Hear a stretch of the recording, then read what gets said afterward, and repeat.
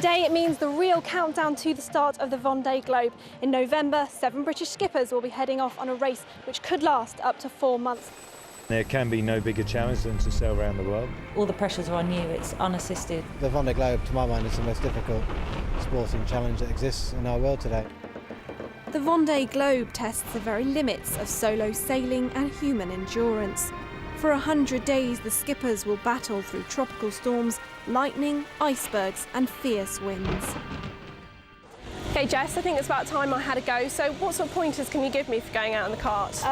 You want to stay smooth, and it's better to go slower into corners and come out faster than to go faster into corners and come out slower. Brilliant, well, let's go have a go. Okay. Shut up and drive. Unfortunately, despite Jess's tips, I wasn't quite able to keep up. The British public love books, so who's the best seller? Well, that honour goes to murder mystery author Agatha Christie. She sold over 2 billion copies of her novels in 46 different languages. But every year we're buying more and more books. Last year we spent a massive £2.5 million on them. And that's because nowadays you can buy a book from just about anywhere. A woman who sent and received more than 20 text messages before she hit and killed another driver has been found guilty of causing death by dangerous driving. When the latest blockbuster novel comes out, where do you buy it from? Online, the high street, or do you prefer somewhere a bit different? Around 360 people will lose their jobs over the next 2 years at the brewery plant in Reading as it is shut down completely.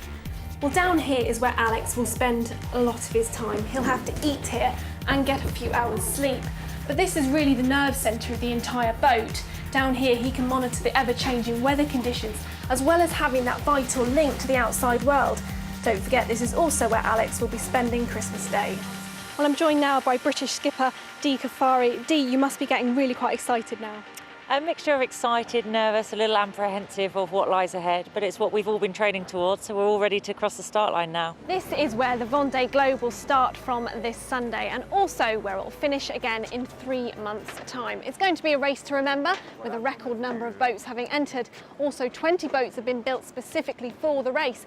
However, on average, only half of those competitors will finish. No Brit has ever won the Vendée and only 2 have ever come close. But with just 2 days to go until the start, it's looking ever more likely that one of the British entries could be bringing home that Vendée crown. Gabrielle Nash and Les Sables d'Olonne from Meridian tonight.